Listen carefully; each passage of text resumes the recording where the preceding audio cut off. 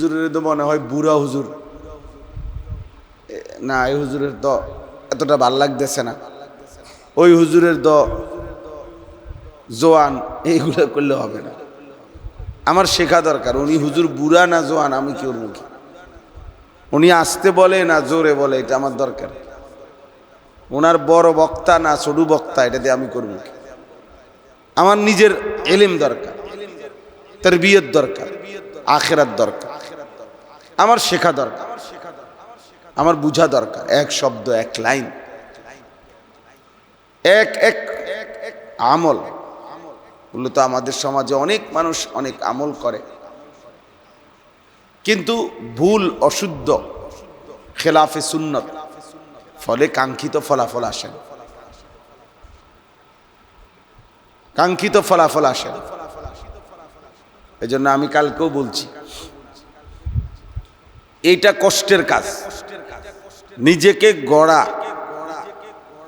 জীবনকে সুন্দর করা, ঈমান আমল আখলাকের গুণে নিজেকে গুণান্বিত করা, এই মেহনতটা কঠিন। এমনে জনকল্যাণমূলক সেবামূলক কাজ করা সহজ। এমনে এই 50 জন যুবক চেষ্টা করলে 6 মাস, 3 মাস, 1 মাস 1 কোটি টাকা জমা করে ফেলতে পারবে মানুষের কাছ থেকে নিলে। দান সদকা করবে, সেবামূলক বিভিন্ন গরিব দুঃখী অসহায়ের খেদমত করবে, সেবা করবে, আর্থিক, এটা সহজ। কিন্তু নিজে এবং অন্য ঈমান আমল আখলাক নিজের গড়ে তোলা জীবন, নিজেরও অন্যেরও, এটা কঠিন। শয়তান হতে দিতে চায় না, নফস হতে দিতে চায় না, ধোঁকা দেয়, ফলে বারবার ছুটে যায়। কত তালেবে ইলম প্রতিদিন এই মোবাইলের আসক্তির এই যুগে প্রতিদিন তালেবে ইলম ছুটে যায় একমাত্র মোবাইলের কারণে। কত ছেলে প্রত্যেক দিন ঝরে যায়, কত হুজুর মোবাইলের আসক্তির কারণে জীবন শেষ। ইমাম সাহেব, মুয়াজ্জিন সাহেব, হুজুর সাহেব, অল্প বয়সী নতুন ইয়াং হুজুর, দিন রাত এক কাজ, মোবাইল। 24 ঘন্টার মধ্যে অসংখ্য জেনারেল অন্য লাইনের অন্যদের কথা তো বাদই দিলাম। তার মানে আমি কালকেও আরেক জায়গায় বলছিলাম, আগাছার জন্য কোনো পরিচর্যা করতে হয় না, আগাছা এমনিই হয়, কিন্তু গাছের জন্য পরিচর্যা করতে হয়। নষ্ট হওয়ার জন্য তেমন পরিচর্যা করতে হয় না, এমনি ছেড়ে দিলে নষ্ট হয়ে যাবে। একটা ছেলেরে সপ্তাহখানিক স্বাধীনভাবে তার হাতে মোবাইল দিয়ে যাবে, তোমার যা মন চায় যেখানে চায় শুধু দেখো, তাহলে নষ্ট হওয়ার জন্য আর বেশি দিন লাগবে। কিন্তু নিজেকে গড়ে তোলা, সাজিয়ে তোলা, এটা কঠিন, সময় সাপেক্ষ, ধীরে ধীরে যত্ন নিয়ে গড়তে হয়। এই জন্য আলহামদুলিল্লাহ যারাই কষ্ট করে আসছো ভাই, আল্লাহ তাআলার অনেক বড় ফজল, আল্লাহর দয়া। ফিতনা ফাসাদ এবং ভোগ বিলাসিতা, গুনাহ নাফরমানিতে ভরা এই সমাজ, এর ভিতরে থেকে আল্লাহ যাদেরকে পছন্দ করছে, কিছু সময়ের জন্য হলো নিজেকে সুন্দর করা, নিজের জীবন গঠন করা, এই ফিকিরে আসবার যে তৌফিক দিছে, এটা মোবারকবাদ, আলহামদুলিল্লাহ। এই জন্য ইনশাআল্লাহ এখন থেকে নিয়ে তরতিব অনুযায়ী প্রত্যেকে একদম এই দেখতে দেখতে সময়টুকু চলে যাবে, একদমই খুব দ্রুত সময় পার হয়ে যাবে। যেন ইচ্ছা করে, ক্লান্তি থাকতে পারে, কষ্ট লাগতে পারে, কিন্তু ইচ্ছা করে শুধুমাত্র গাফলতি করে মোবাইল কিংবা বেহুদা ঘুম কিংবা বেহুদা নিজেদের মধ্যে গল্প গুজব, এটা না করে এই একদম মনোযোগ দিয়া, আন্তরিকতা নিয়ে, নিজের ভালোর জন্য অল্প সময়টুকু কাজে লাগাইলে ইনশাআল্লাহ বরকত হবে। আমি এই জন্য অনুরোধ করলাম তোমাদেরকে, সবাই একদম যত কষ্ট, কষ্টের কিচ্ছু নেই, অল্প সময় পরে তো এমনি শেষ হয়ে যাবে, আমরা যার যার জায়গায় ফেরতেই যাব, তো আর কষ্টের কি আছে? এমন তো না আমি এনে 2-4 মাসের জন্য আসছি, 2-4 দিনের জন্য আসি নাই, অল্প একটু সময়, এটুকু সময় কাজে লাগাইলে ফায়দা। সাহাবী ছিল হযরত মালিক ইবনুল হুয়াইরিস রাদিয়াল্লাহু তাআলা আনহু। তিনি বর্ণনা করছেন যে আমরা নবী সাল্লাল্লাহু আলাইহি সাল্লামের কাছে কয়েকজন একসাথে 20 দিন অবস্থান করেছি। এমন কয়েকজন যে ওয়ানাহনু শাবাবাতুন মুতাকারিবা, সমবয়সী কিশোর আমরা, অর্থাৎ নওজোয়ান যুবক, এই কাছাকাছি বয়স। নবী সাল্লাল্লাহু আলাইহি ওয়াসাল্লামের কাছে তিনি বর্ণনা করেন যে আকামনা ইনদাহু 20 দিন আমরা অবস্থান করেছি। তাইলে বোঝা গেল কিশোর বয়সেই, যৌবন বয়সেই সাহাবায়ে কেরাম রাসূলুল্লাহ সাল্লাল্লাহু আলাইহি ওয়াসাল্লামের কাছে অবস্থান করতেন। এই সময়টুকু থেকে ঈমান, কোরআনুল কারীম, দ্বীন শিখতেন।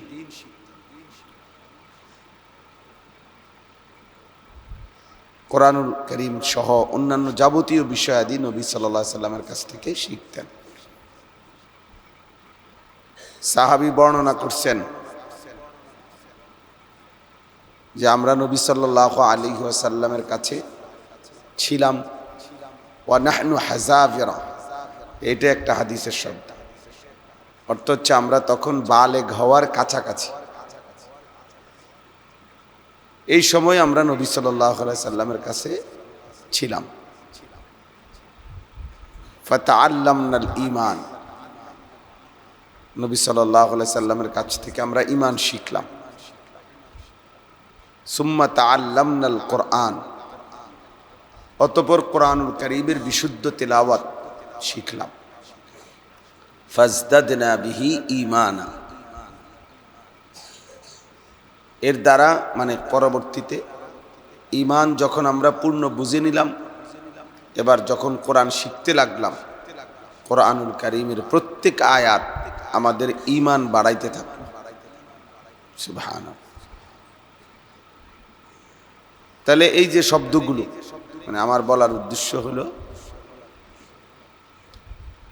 সাহাবায়ে কেরাম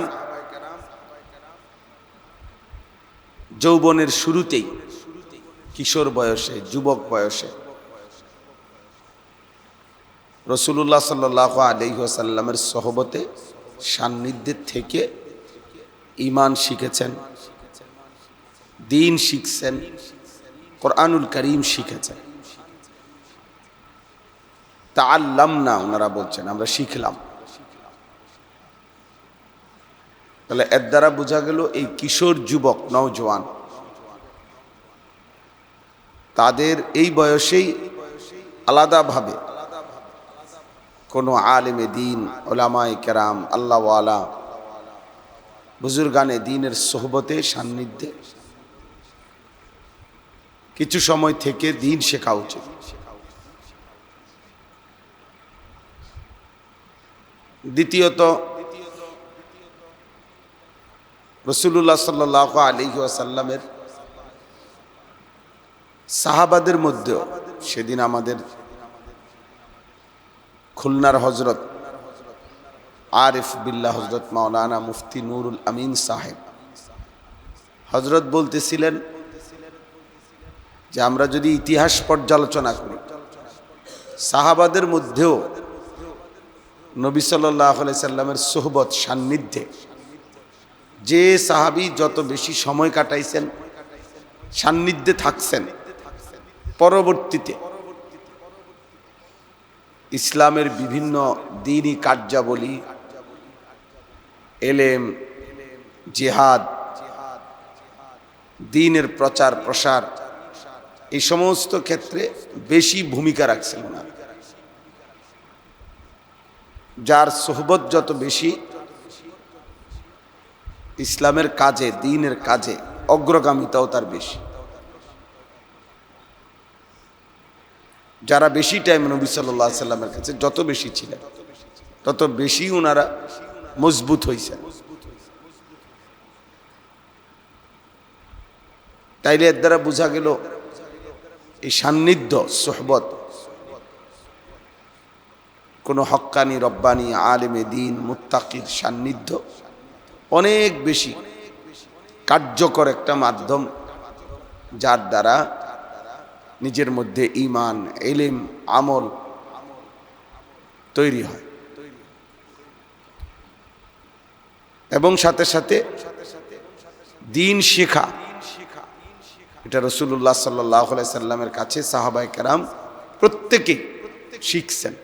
অথচ ওনারা আহলে লিসান ছিলেন, মানে ওনারা আরবি ভাষী ছিলেন, তবুও দ্বীন শিখছেন, ঈমান শিখছেন, কোরআন শিখছেন।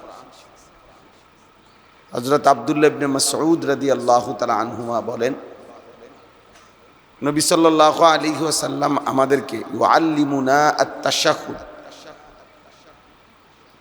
কামা ইউআল্লিমুনাল কোরআন, আত-তাহিয়াতু লিল্লাহি ওয়াস-সালাওয়াতু, এই যে তাশাহুদ, এইটা নবী সাল্লাল্লাহু আলাইহি সাল্লাম আমাদেরকে এভাবে শিখাইছেন, কোরআনুল কারীম আমাদেরকে যেভাবে অক্ষরে অক্ষরে শিখাইছেন।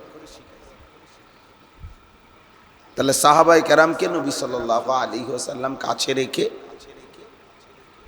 এভাবে শব্দে শব্দে শিখাইছেন। হাদিসের মধ্যে আছে নবী সাল্লাল্লাহু আলাইহি ওয়াসাল্লাম বলছেন, একবার আশআরী একটা গোত্র ছিল, একজন বিখ্যাত সাহাবী আছেন হযরত আবু মুসা আশআরী রাদিয়াল্লাহু তাআলা আনহু, উনি যে গোত্রের, তো ওই গোত্রের লোকজন সামনে বসা, আরো মানুষ আছিল। তো নবী সাল্লাল্লাহু আলাইহি ওয়াসাল্লাম বলতেছিলেন, মা বালু আকওয়ামিন লা ইউআল্লিমুনা জিরানাহুম, লোকদের কি হলো যে তারা তাদের প্রতিবেশীদেরকে দ্বীন শিখাচ্ছে না, ওয়ালা ইউফাক্কিহুনাহুম, দ্বীনের উচ্চতর বুঝ তাদেরকে দিচ্ছে না, তোমাদের এমন হলো কেন? অর্থাৎ তোমরা তোমাদের প্রতিবেশীদেরকে দ্বীন শেখাচ্ছ না কেন? পরবর্তীতে সাহাবায়ে কেরাম পারস্পরিক আলোচনা করে সিদ্ধান্ত নিলেন যে কথাটা আমাদেরকে কাকে বলল। তো আশআরী গোত্রের সাহাবীরা বললেন যে এই কথাটা আমাদেরকে বলছে। তখন ওনারা নবী সাল্লাল্লাহু আলাইহি সাল্লামের কাছে গিয়ে বললেন, ইয়া রাসূলুল্লাহ আমহিলনা সানাতান, আপনি আমাদেরকে আগামী 1 বছর সময় দেন, আমরা এই 1 বছরের ভিতরে আমাদের প্রতিবেশী আশেপাশে যতজন লোক ঈমানওয়ালা প্রত্যেককে আমরা দ্বীন শেখাবো, ইলম শেখাবো, কোরআন শেখাবো। এবং পরবর্তী 1 বছর ওনারা পূর্ণাঙ্গভাবে এই মেহনত করছে। তাহলে এই ছোট ছোট এই সবগুলো কথার দ্বারা বোঝা গেল সাহাবায়ে কেরামের জামানায়ও 20 দিন, 10 দিন, 1 বছর পর্যন্ত অন্যকে দ্বীন শেখানো, শেখা, এই মেহনত চালু ছিল। দাওয়াত ও তাবলীগের মধ্যে বিভিন্ন সংখ্যায় আল্লাহর ঘর থেকে বের করে এই মেহনত করা হয়, কখনো 3 দিন, কখনো 40 দিন, কখনো 120 দিন, কখনো 1 বছর, 10 দিন, 7 দিন। অর্থ হইল কিছুটা সময়, মূল মাকসাদ এটাই, একটা নির্দিষ্ট সময় দুনিয়া থেকে মুক্ত থেকে দিন শেখা, ঈমান শেখা, আমল শেখা, আখিরাতের ফিকির নিজের মধ্যে তৈরি করা,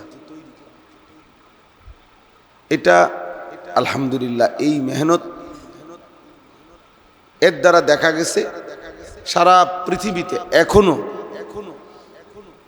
দাওয়াত ও তাবলীগের মেহনতের মাধ্যমে সবচেয়ে বেশি মানুষ প্রতিনিয়ত আল্লাহমুখী হচ্ছে। অন্য অনেকের দ্বারাও হচ্ছে,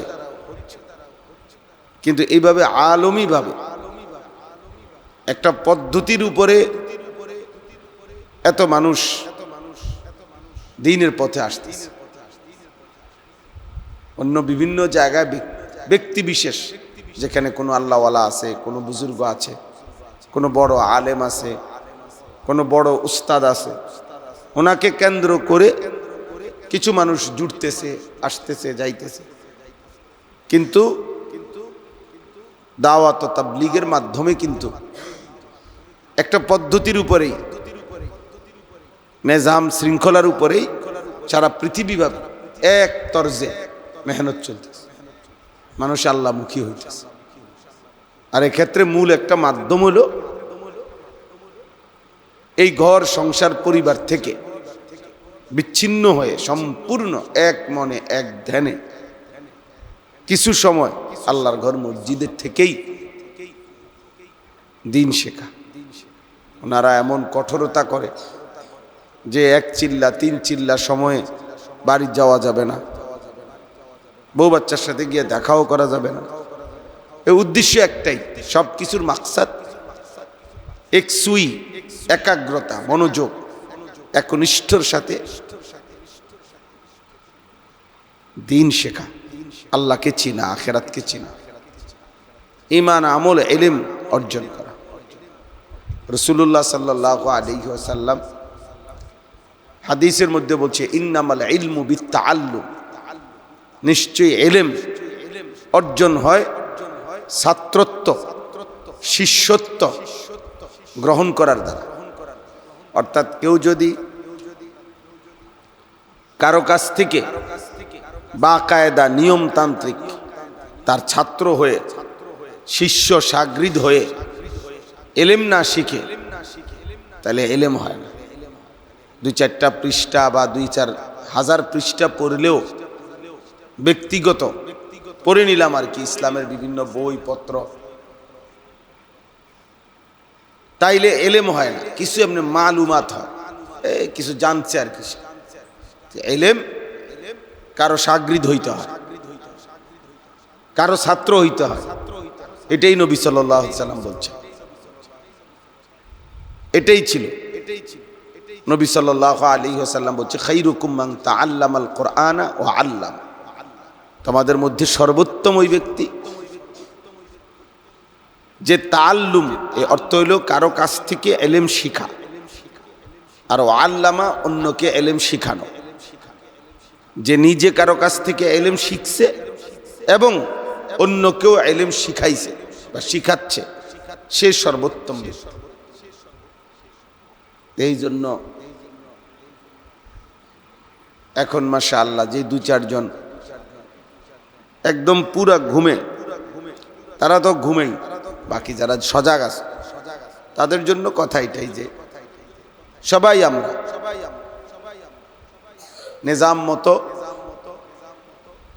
এটা একটা জাস্ট প্রস্তুতিমূলক একদিন, এক অল্প দূর সময়, আসর পর্যন্ত বা তারও আগে শেষ হয়ে যাবে।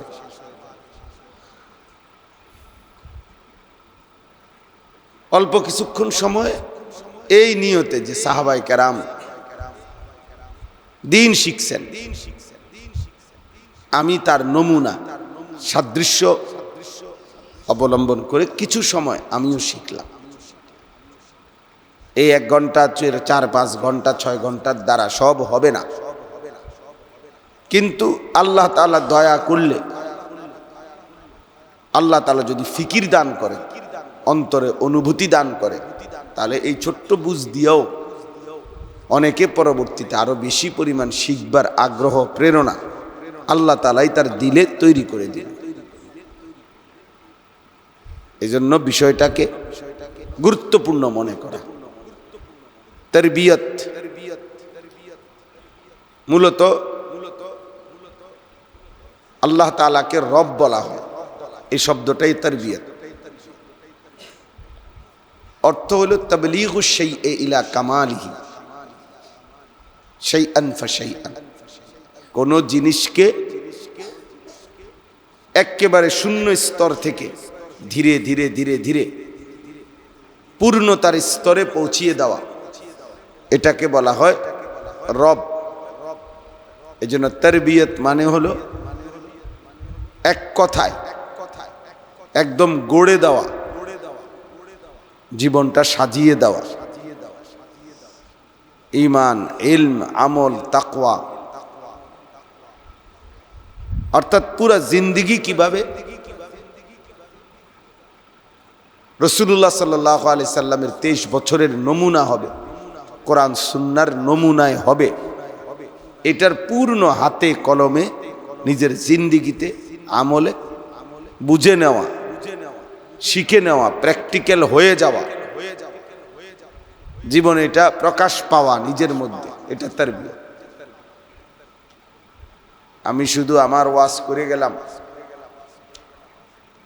এই পরিমাণ বলে গেলাম যে আপনারা বুঝলেন যে ও মাশাআল্লাহ হুজুরের অনেক এলেম, অনেক কিছু বলছে, উনি অনেক কিছু জানে, শেষ।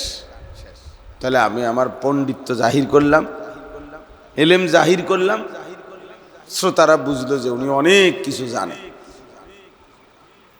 তো এই বোঝানোর জন্য, আমি যে অনেক কিছু জানি এটা বোঝানোর জন্য তো কুমিল্লার থেকে যশোর আসার কি দরকার? তো কুমিল্লায় বোঝানো সম্ভব। তাহলে এইটা কি না মূল মাকসাদ? না, পাণ্ডিত্য জাহির করা, জ্ঞানের বহর জাহির করা, এটা না, বরং মূলত একজন মানুষকে গড়ে দেওয়া, সাজিয়ে তোলা, তারবিয়ত। রাসূলুল্লাহ সাল্লাল্লাহু আলাইহি ওয়াসাল্লাম বলছেন, আল্লামানি রব্বি ফাআহসানা তা'লিমি, আল্লাহ তাআলা আমাকে সর্বোত্তম ইলম শিখিয়েছেন। এরপরে আছে ওয়া আদ্দাবানি রব্বি ফাআহসানা তা'দীবি, আল্লাহ তাআলাই আমাকে সর্বোত্তম আদব শিখিয়েছেন। ইলমও শিখাইছেন আল্লাহ, আদবও শিখাইছেন। নবী সাল্লাল্লাহু আলাইহি সাল্লামকে গড়ে দিয়েছেন, সাজায়া দিয়েছেন আল্লাহ তাআলা। ওয়া ইন্নাকা লাআলা খুলুকিন আযীম, নিশ্চয় আপনি সর্বোত্তম সুমহান চরিত্রের উপরে অধিষ্ঠিত, এটা আল্লাহ সাজায় দিয়েছেন। নবী সাল্লাল্লাহু আলাইহি ওয়াসাল্লামের একটা একটা আমল তো এটা আল্লাহ তাআলার সিদ্ধান্ত। কেন বাম পাও দিয়া ঢুকলেন, কেন ডান পাও দিয়া বের হইলেন, কেন ডান পাও দিয়া ঢুকলেন, কেন বাম পাও দিয়া বের হইলেন, ডান দিকে কাত হইয়া ঘুমাইলেন কেন, ডান হাতে খাবার শুরু করলেন কেন, ইত্যাদি ইত্যাদি। প্রত্যেকটা নড়াচড়া আল্লাহ তাআলা শিখাইছে। আল্লাহ তাআলা যেখানে যে পরিমাণ দরকার আল্লাহ শিখাইছে, যেখানে যা সংশোধন করা দরকার আল্লাহ সংশোধন করাই দিয়েছে। তাহলে নবী সাল্লাল্লাহু আলাইহি সাল্লামকেও আল্লাহ তাআলা গড়ে দিয়েছে, আর নবীজি সাহাবায়ে কেরামকে গড়ে দিয়েছে। এই জন্য ভাইয়া প্রত্যেকে আবার যখন ধারাবাহিক বয়ান শুরু হবে এই চেষ্টা করতে হবে, ওই এমনি কষ্ট করে থাকলাম আসর পর্যন্ত, 4টা পর্যন্ত, 5টা পর্যন্ত, কিন্তু পুরাটা টাইমেই এ কদ্দুর জুরানি, কদ্দুর গুম, কদ্দুর পেশাব, কদ্দুর মোবাইল টিপলাম, এর ভিতরে দিয়ে পার হইয়া গেল টাইম। এই ফালতু মানুষ কিছুই শিখে না। মূলত মুজাহাদা করতে হয়, কিছু অর্জনের জন্য মুজাহাদা করতে হয়, ব্যাপক মুজাহাদা করতে হয়। ওই সেনাবাহিনীর বিভিন্ন ক্যান্টনমেন্টে লেখা থাকে ভিতরে, এটা তাদের একটা বাক্য, কঠিন প্রশিক্ষণ সহজ যুদ্ধ। কঠিন প্রশিক্ষণ সহজ যুদ্ধ। সেনাবাহিনীর প্রথম যেই 6 মাস ট্রেনিং হয়, এই ট্রেনিংয়েই শত শত ছেলে যুবক বয়সী দুর্বল হয়ে যায়, ভাগ্যও যায় মেহনতের ছুটে। কিন্তু এই ট্রেনিংয়ে যে টিকা যায় সে কিন্তু পরবর্তীতে সৈনিক হয়, যোদ্ধা হয়। সে বাকিটা জীবন তখন ওই প্রশিক্ষণের উপরে নিজেকে মানায় এনে চলতে পারে। এই জন্য এটা জরুরি। এই উদ্যোগ আলহামদুলিল্লাহ আস্তে আস্তে আরো সুন্দর হবে, আরো পরিকল্পিত হবে। কালকেও আমি মৌলানার সাথে অনেকক্ষণ কথা বলছি এবং ইনশাআল্লাহ আমরা সারা দেশব্যাপী ধীরে ধীরে আরো সুন্দরভাবে এই তারবিয়ত ব্যাপকভাবে আমরা ইনশাআল্লাহ করার ইচ্ছা আছে আমাদের। এই কারণে মনে করেন আমি বয়ান করলে বসবো, আরেকজন করলে আমি বসবো না। এই হুজুরের তো মনে হয় বুড়া হুজুর, না এই হুজুরের তো এতটা ভাল লাগতেছে না, ওই হুজুরের তো জোয়ান, এইগুলো করলে হবে না। আমার শেখা দরকার উনি হুজুর বুড়া না জোয়ান, আমি কি ওর মুখে উনি আসতে বলে না জোরে বলে, এটা আমার দরকার। ওনার বড় বক্তা না ছোট বক্তা, এটা দিয়ে আমি করব কি? আমার নিজের ইলম দরকার, তারবিয়ত দরকার, আখিরাত দরকার, আমার শেখা দরকার, আমার বুঝা দরকার। এক শব্দ, এক লাইন, এক এক আমল বললো তো আমাদের সমাজে অনেক মানুষ অনেক আমল করে, কিন্তু ভুল, অশুদ্ধ, খেলাফে সুন্নত, ফলে কাঙ্ক্ষিত ফলাফল আসে না। কাঙ্ক্ষিত ফলাফল আসে না। এই জন্য আমি কালকেও বলছি, এইটা কষ্টের কাজ। নিজেকে গড়া, জীবনকে সুন্দর করা, ঈমান আমল আখলাকের গুণে নিজেকে গুণান্বিত করা, এই মেহনতটা কঠিন। এমনে জনকল্যাণমূলক সেবামূলক কাজ করা সহজ। এমনে এই 50 জন যুবক চেষ্টা করলে 6 মাস, 3 মাস, 1 মাস 1 কোটি টাকা জমা করে ফেলতে পারবে। মানুষের কাছ থেকে নিলে দান সদকা করবে, সেবামূলক বিভিন্ন গরিব দুঃখী অসহায়ের খেদমত করবে, সেবা করবে, আর্থিক, এটা সহজ। কিন্তু নিজে এবং অন্য ঈমান আমল আখলাক নিজের গড়ে তোলা জীবন, নিজেরও অন্যেরও, এটা কঠিন। শয়তান হতে দিতে চায় না, নফস হতে দিতে চায় না, ধোকা দেয়, ফলে বারবার ছুটে যায়। কত তালেবে ইলম প্রতিদিন এই মোবাইলের আসক্তির এই যুগে প্রতিদিন তালেবে ইলম ছুটে যায় একমাত্র মোবাইলের কারণে। কত ছেলে প্রত্যেক দিন ঝরে যায়, কত হুজুর মোবাইলের আসক্তির কারণে জীবন শেষ। ইমাম সাহেব, মুয়াজ্জিন সাহেব, হুজুর সাহেব, অল্প বয়সী নতুন ইয়াং হুজুর, দিন রাত এক কাজ, মোবাইল। 24 ঘন্টার মধ্যে অসংখ্য জেনারেল অন্য লাইনের অন্যদের কথা তো বাদই দিলাম। তার মানে আমি কালকেও আরেক জায়গায় বলছিলাম, আগাছার জন্য কোনো পরিচর্যা করতে হয় না, আগাছা এমনিই হয়। কিন্তু গাছের জন্য পরিচর্যা করতে হয়, নষ্ট হওয়ার জন্য তেমন পরিচর্যা করতে হয় না। এমনি ছেড়ে দিলে নষ্ট হয়ে যাবে। একটা ছেলেরে সপ্তাহখানিক স্বাধীনভাবে তার হাতে মোবাইল দিয়ে যাবে, তোমার যা মন চায় যেখানে চায় শুধু দেখো, তাহলে নষ্ট হওয়ার জন্য আর বেশি দিন লাগবে। কিন্তু নিজেকে গড়ে তোলা, সাজিয়ে তোলা, এটা কঠিন, সময় সাপেক্ষ, ধীরে ধীরে যত্ন নিয়ে গড়তে হয়। এই জন্য আলহামদুলিল্লাহ যারাই কষ্ট করে আসছো ভাই, আল্লাহ তাআলার অনেক বড় ফজল, আল্লাহর দয়া।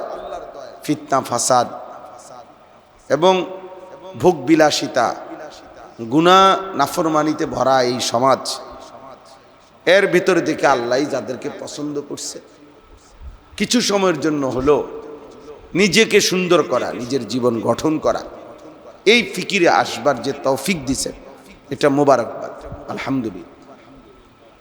এই জন্য ইনশাআল্লাহ এখন থেকে নিয়ে তরতিব অনুযায়ী প্রত্যেকে একদম এই দেখতে দেখতে সময়টুকু চলে যাবে, একদমই খুব দ্রুত সময় পার হয়ে যাবে। যেন ইচ্ছা করে, ক্লান্তি থাকতে পারে, কষ্ট লাগতে পারে, কিন্তু ইচ্ছা করে শুধুমাত্র গাফলতি করে মোবাইল কিংবা বেহুদা ঘুম কিংবা বেহুদা নিজেদের মধ্যে গল্প গুজব, এটা না করে এই একদম মনোযোগ দিয়া, আন্তরিকতা নিয়ে নিজের ভালোর জন্য অল্প সময়টুকু কাজে লাগাইলে ইনশাআল্লাহ বরকত হবে। আমি এই জন্য অনুরোধ করলাম তোমাদেরকে, সবাই একদম যত কষ্টের কিচ্ছু নেই, অল্প সময় পরে তো এমনি শেষ হয়ে যাবে, আমরা যার যার জায়গায় ফেরতেই যাব, তো আর কষ্টের কি আছে? এমন তো না আমি এনে 2-4 মাসের জন্য আসছি, 2-4 দিনের জন্য আসি নাই, অল্প একটু সময়, এইটুকু সময় কাজে লাগাইলে ফায়দা। আল্লাহ তাআলা আমাদেরকে তৌফিক দান করে।